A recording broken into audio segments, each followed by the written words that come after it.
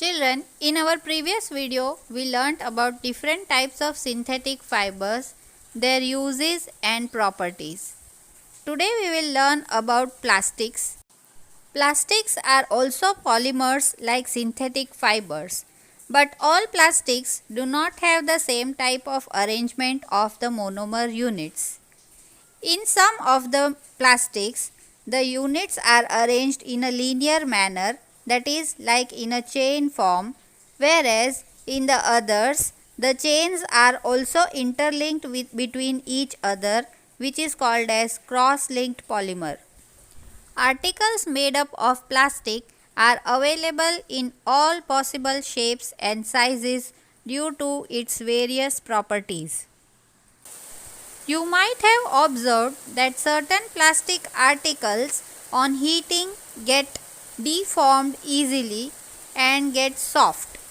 This is because these plastics are made up of linear arrangement of monomer units, and such type of plastics are called thermoplastics.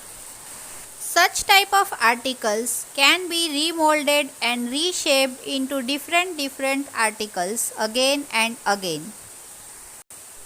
Polythene and PVC are best examples of thermoplastics. On the other hand, some plastic articles once molded cannot get softened on heating and cannot be reformed or remolded. These are known as thermosetting plastics. Thermosetting plastics have cross-linked polymers, and therefore the cross-linking of the monomer units do not allow them to break and reform or get soft on heating. Bakelite and melamine are examples of thermosetting plastics and used for making various articles like electrical switches, handles of cooking utensils, kitchenware, fire-resistant suits, floor tiles, etc.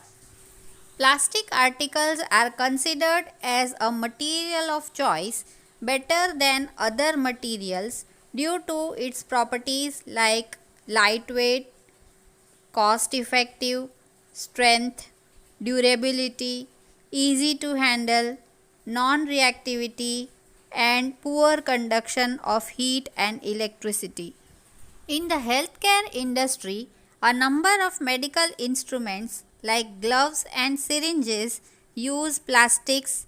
The non-stick coating on the cooking utensils have a special type of plastic called Teflon, that is tetrafluoroethane, which does not allow oil or water to stick on it. Although plastics are widely used due to its various properties, disposal of plastic waste is a major issue.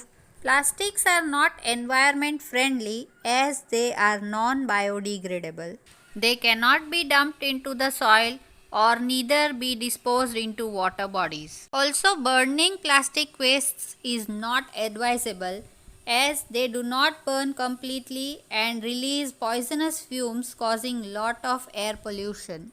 Careless disposal of plastics has led to respiratory disorders and sometimes even death of certain animals like cows.